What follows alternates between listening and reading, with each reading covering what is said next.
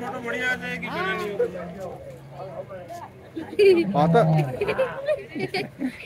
Don't move.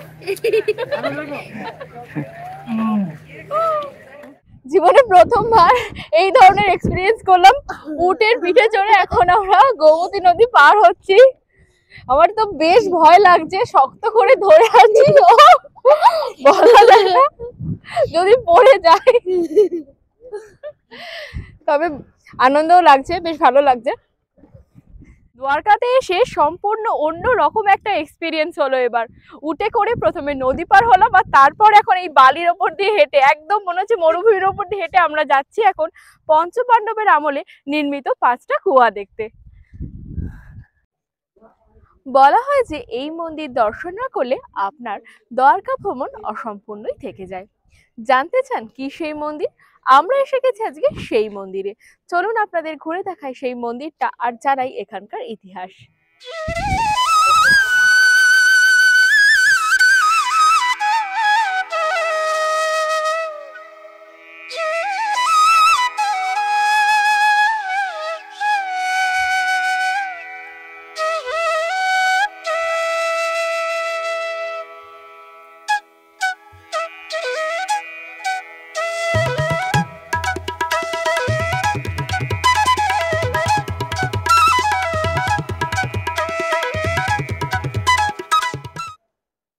বন্ধুরা, এখন আমরা আছি আমেদাবাদ স্টেশনে।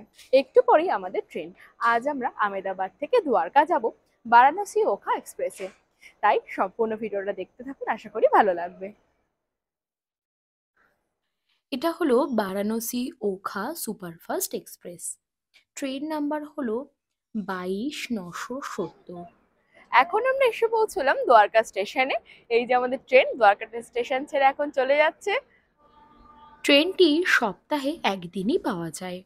রবিবার রাত্রি 10:45 আমেদাবাদ স্টেশন থেকে ছাড়ে, আর পরের দিন অর্থাৎ সোমবার সকাল 7:45 পৌঁছয় দ্বারকা স্টেশনে। দ্বারকা স্টেশনে পৌঁছে সেখান থেকে আমরা একটা অটো বুক করে নিয়ে চলে এলাম হোটেলে। তারপর হোটেলে স্নান সেরে বেরিয়ে পড়লাম দ্বারকা দর্শনে। এখানে বলে রাখি, আমরা কিন্তু সেদিন দ্বারকাতে স্টে করিনি। দ্বারকাতে আমরা যে হোটেলে ছিলাম তার নাম ছিল দেব ভবন, আর ভাড়া ছিল 800 টাকা। এই হোটেলটি দ্বারকাধীশ মন্দিরের একদম পাশেই অবস্থিত ছিল। হোটেল থেকে বেরিয়ে আমরা একটি অটো বুক করে নিলাম সারাদিন দ্বারকা ঘুরে দেখানোর জন্য। ভাড়া পড়েছিল 1200 টাকা। আমি আমার ডেসক্রিপশন বক্সে অটো চালকের ডিটেলস দিয়ে দিলাম, আপনারা চাইলে চেক করে নিতে পারেন। দ্বারকাতে এসেই প্রথমে আমরা চলে এলাম নাগেশ্বর শিবলিঙ্গ দর্শনে। এটা হলো গেটের এন্ট্রি পথ। দেখতেই পাচ্ছেন, শুরুতেই দেখবেন এত সুন্দর একটি বড় শিবের মূর্তি।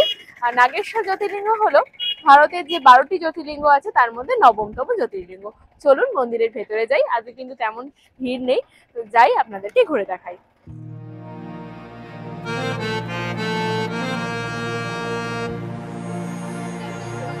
মন্দিরের প্রবেশ পথেই রয়েছে সুবিশাল এই মহাদেবের মূর্তিটি, যা দেখে কিন্তু আপনাদেরও মন ভালো হয়ে যাবে।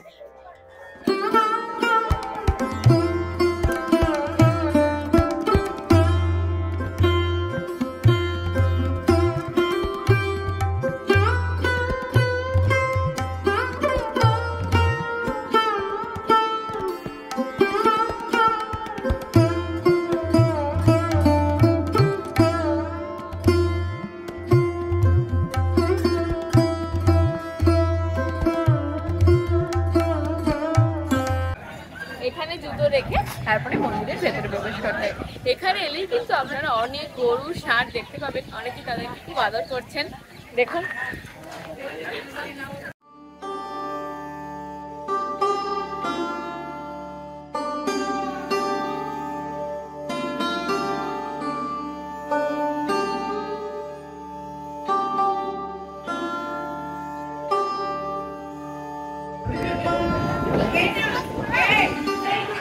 আজকে কিন্তু একদম খালি আছে,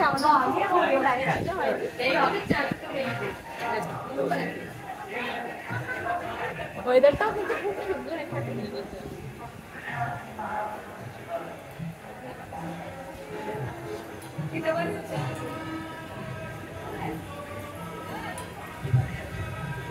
লাইনের জন্য কিন্তু অনেকটাই জায়গা করা আছে, দেখে বুঝতেই পারছেন শিবরাত্রির সময় তখন এখানে কিন্তু অনেক ভক্ত সমাগম হয়।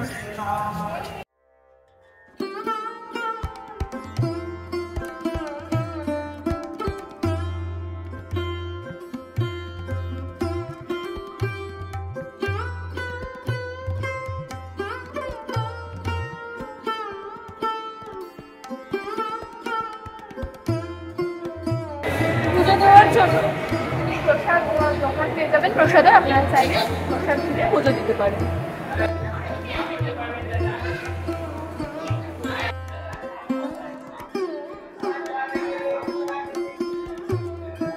পুজো দেওয়ার জন্য আমরা এখন প্রসাদ কিনে নিচ্ছি। এই যে এগুলো হলো 100 টাকা করে, আর নকুলদানা এগুলো হলো 50 টাকা করে। এই সবগুলোই মোটামুটি 100 টাকা করে। অনেক ধরনের মিষ্টি আছে, আপনারা আপনাদের পছন্দ মতো মিষ্টি কিনে পুজো দিতে পারেন।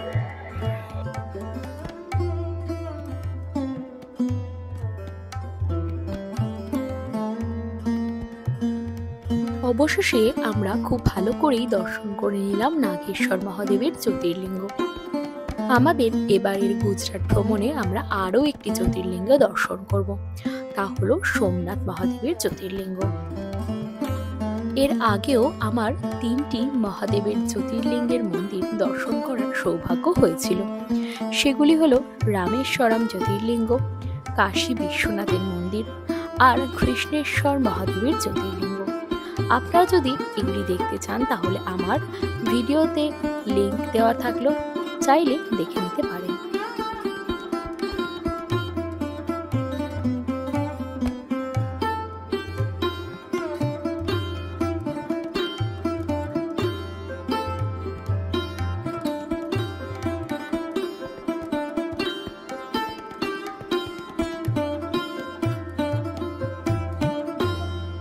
মন্দিরের পাশেই আছে এই লেকটি। দারুণ সুন্দর এখানকার প্রকৃতি। যতক্ষণই থাকেন না কেন মনে হবে যেন আরো কিছুক্ষণ সময় মন্দিরে থেকে যাই। তবে হাতে যেহেতু সময় নেই, তাই আর না দাঁড়িয়ে এবার আমরা বেরিয়ে পড়ছি আমাদের পরবর্তী গন্তব্যের দিকে।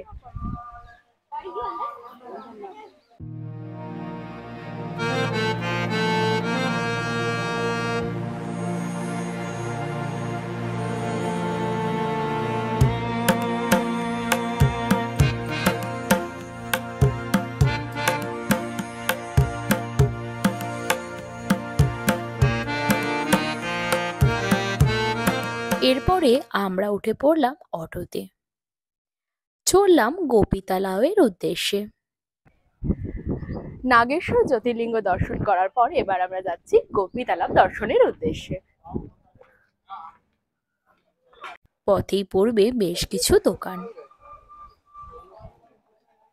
এখানে এসে আপনারা চাইলে শপিংও করতে পারেন। খুব সুন্দর সুন্দর জিনিস আছে, ঘর সাজানোর বা পুজো সামগ্রী সবকিছু এখানে পেয়ে যাবেন।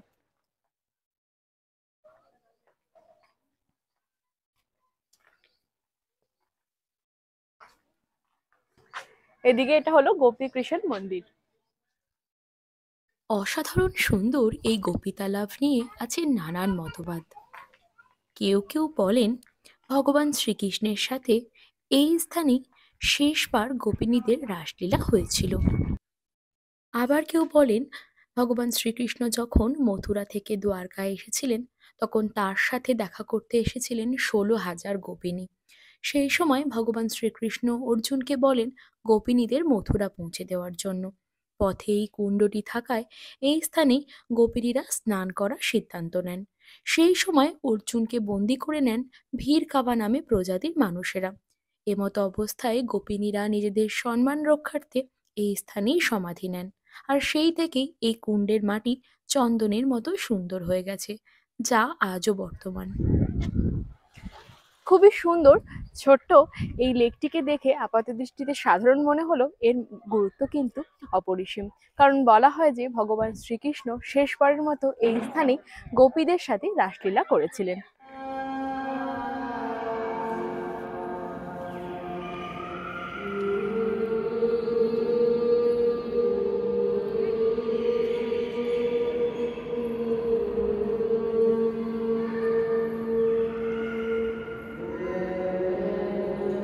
মাত্র 10 টাকা মূল্যের বিনিময়ে গোপীতালাপের পাশ থেকেই কিনে নিলাম গোপীচন্দন। আবার অটোয় উঠে পড়লাম। এবার আমরা চললাম ভেট দ্বারকার দিকে। আমাদের অটো চালক আমাদেরকে ভেট দ্বারকার ফেরিঘাটের সামনে দাঁড় করিয়ে দিয়েছিলেন। সেখান থেকে আমরা নৌকা করে গেলাম ভেট দ্বারকায়। আর সম্পূর্ণ ভেট দ্বারকা দেখে ঘুরে আসতে আমাদের সময় লেগেছিল প্রায় 3 ঘন্টা মতো। অসাধারণ সুন্দর নৌকা যাত্রার অভিজ্ঞতা আর ভেট দ্বারকার সম্পূর্ণ ভ্রমণের ভিডিওটি আমি পরের পর্বে আপনাদের দেব।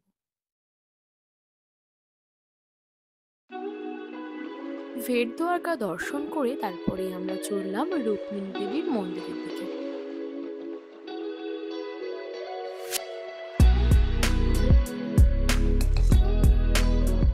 বলা হয় যে এই মন্দির দর্শন না করলে আপনার দ্বারকা ভ্রমণ অসম্পূর্ণই থেকে যায়।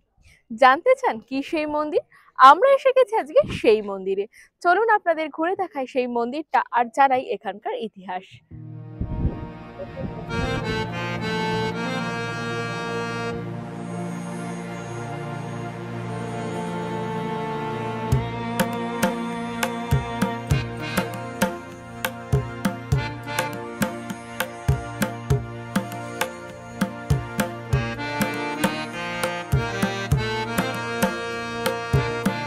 जो मंदिर के आप दर्शन किए आए हो, आधी यात्रा की मार्गे माता रुक्मिणी का मंदिर, आधा यात्रा द्वारिकाधीश के दर्शन से परिपूर्ण यात्रा ये माता रुक्मिणी के दर्शन से कृष्ण भगवान को वहाँ पे 8 पटरानियों के आपको दर्शन मिलेंगे। 8 पटरानी में से कहीं पे भी माता रुक्मिणी का आपको প্রায় 2500 বছরের প্রাচীন এই মন্দিরে আজও অপূর্ব সুন্দর ভাস্কর্য আপনাদের চোখে পড়বে। দ্বারকা শহর থেকে প্রায় 2 কিলোমিটার দূরে অবস্থিত এই রুক্মিণী দেবী টেম্পল। বলা হয় এই মন্দিরটির নির্মাণ করা হয়েছিল সেই দাপর যুগে, অর্থাৎ প্রায় 2500 বছর আগে। তবে বর্তমানে আমরা যে মন্দিরের রূপটি দেখতে পাচ্ছি এটি নাকি 1200 শতকের নির্মাণ করা।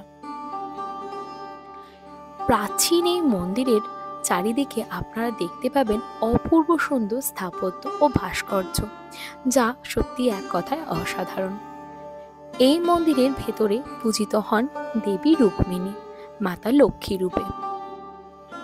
বলা হয় দ্বারকার সব জায়গা ঘুরলেও যদি আপনারা এই রুক্মিণী দেবী মন্দিরে না আসেন তাহলে আপনাদের দ্বারকা ভ্রমণ অসম্পূর্ণই থেকে যায়। এখন আমরা এসে গেছি দ্বারকা মন্দিরের একদম পাশে অবস্থিত গোমতী ঘাটে।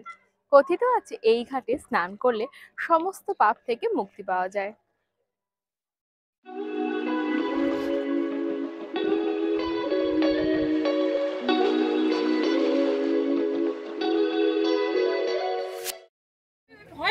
বাস বাস বাস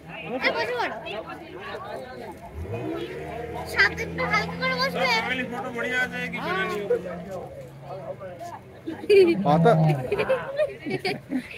Don't move.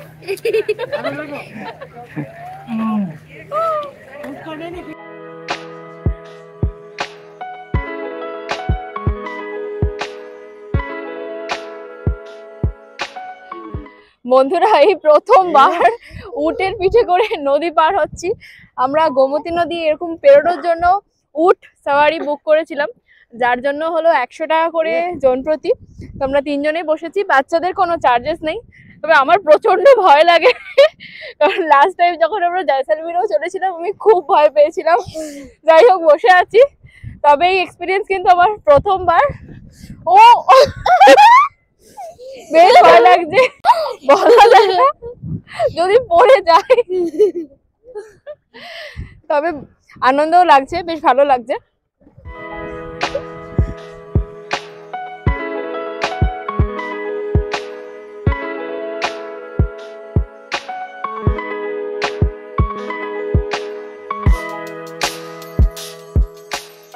উটে করে নদী পার হয়ে আসার পর এবার আমরা যাচ্ছি পঞ্চ পাণ্ডবের দ্বারা নির্মিত 5টা কুয়ো দেখতে।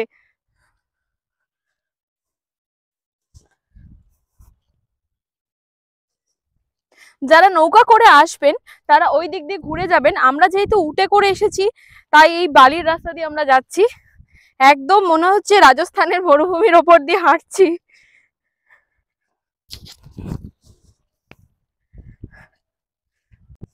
এই যে দেখুন সামনেই আছে পঞ্চপাণ্ডবদের দ্বারা নির্মিত 5টি কুয়ো।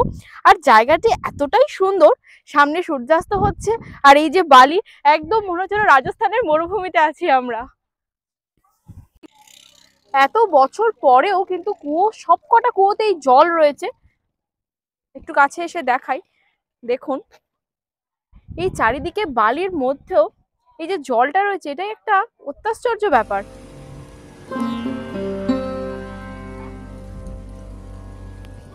এটা হলো আরেকটি কুয়ো।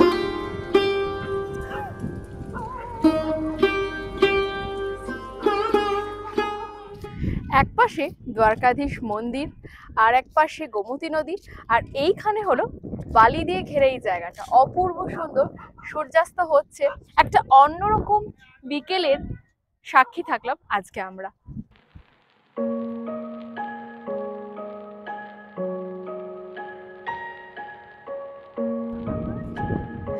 ওই যে দূরে দেখা যাচ্ছে খুব সুন্দর একটা লেক।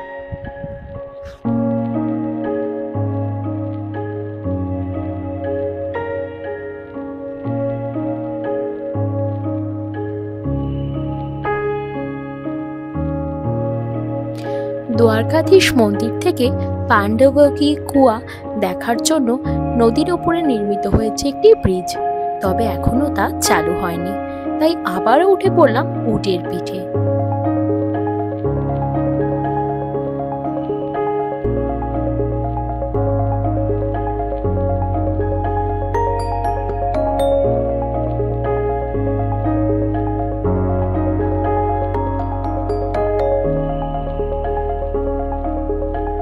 দ্বারকাতে আমাদের শেষ গন্তব্যস্থল ছিল বিখ্যাত দ্বারকাধীশ মন্দির।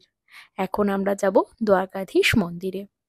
মন্দিরে প্রবেশ করার সময় মোবাইল থেকে শুরু করে স্মার্ট ওয়াচ সবকিছুই জমা করে যেতে হয়, এবং মন্দিরের ভেতরে ফটোগ্রাফি বা ভিডিওগ্রাফি কোনোটাই অ্যালাউ নয়।